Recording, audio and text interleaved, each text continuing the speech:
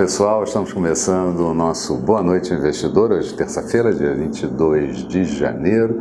Eu começo lembrando que trabalhávamos diante de uma larga expectativa com relação à primeira participação internacional do presidente Jair Bolsonaro em discurso que foi proferido hoje por volta da hora do almoço em Davos, no Fórum Econômico Mundial. O dia também foi um dia de agenda completamente esvaziada, tanto aqui quanto no exterior, tirando um pouco o ânimo dos investidores e aflorando o estresse com a desaceleração econômica global, principalmente a partir da desaceleração da China, que ontem divulgou um PIB crescendo 6,6%, a menor taxa de expansão dos últimos 28 anos.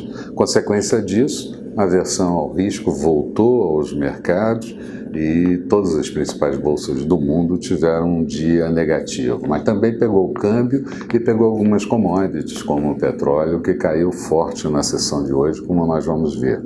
Assim como a fala do presidente Bolsonaro, o enviado de Donald Trump para a reunião de Davos, Mike Pompeo, falou da expansão da economia americana num cenário, num ambiente de desaceleração econômica global, falou das pressões exercidas pelos Estados Unidos na Coreia do Norte pela desnuclearização e também falou sobre buscar um equilíbrio nas relações com a China. Aliás, sobre a China, mais para o final da tarde, os Estados Unidos rejeitaram uma missão chinesa de 2 vice-ministros para discutir a área comercial por não terem acertado antecipadamente algumas questões absolutamente essenciais, segundo os Estados Unidos.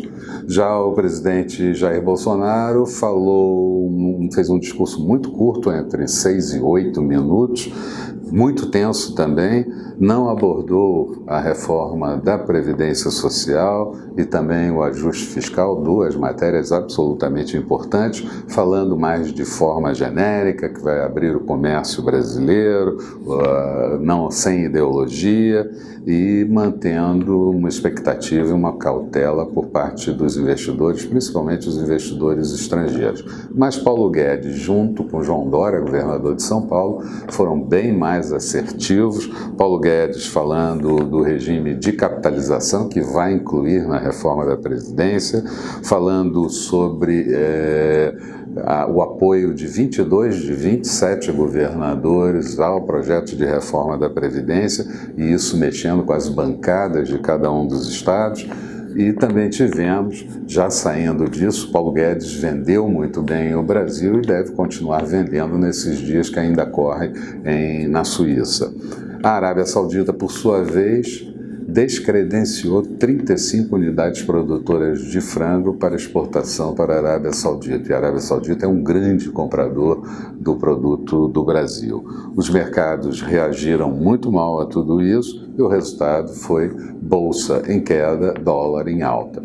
Faltando ainda meia hora para o encerramento do pregão, a Bovespa mostrava uma queda de 1,17%, a 94.891 pontos, perdemos o patamar dos 95, seria bom não perder o patamar de 94.100 pontos. O Dow Jones faltando hora e meia para encerrar, uma queda de 1,60% e Nasdaq caindo 2,09%. Petróleo WTI negociado em Nova York em queda de 2,16%, barril cotado a $52,64. Euro sendo negociado praticamente estável a 1,137 da moeda americana. Notes americanos, títulos de 10 anos com taxa de juros fortemente em queda, que mostra a aversão ao risco, 2,73% de juros. Por aqui, depósitos interfinanceiros para os vencimentos mais líquidos com queda na taxa de juros e dólar subindo forte, alta de 1,19%, moeda americana vazando o patamar do R$ 3,80. Amanhã, a Fundação Getúlio Vargas divulga o índice de atividade industrial do mês de janeiro. Vamos ter a divulgação da prévia da inflação oficial pelo IPCA 15 de janeiro e o fluxo cambial da semana anterior. Nos Estados Unidos, saiu o índice de atividade de janeiro do Fed de Richmond. Eram essas as considerações que eu gostaria de fazer. Uma boa noite a todos e amanhã nós vamos estar de volta aqui com o nosso Bom Dia Investidor e eu espero vocês. Até lá!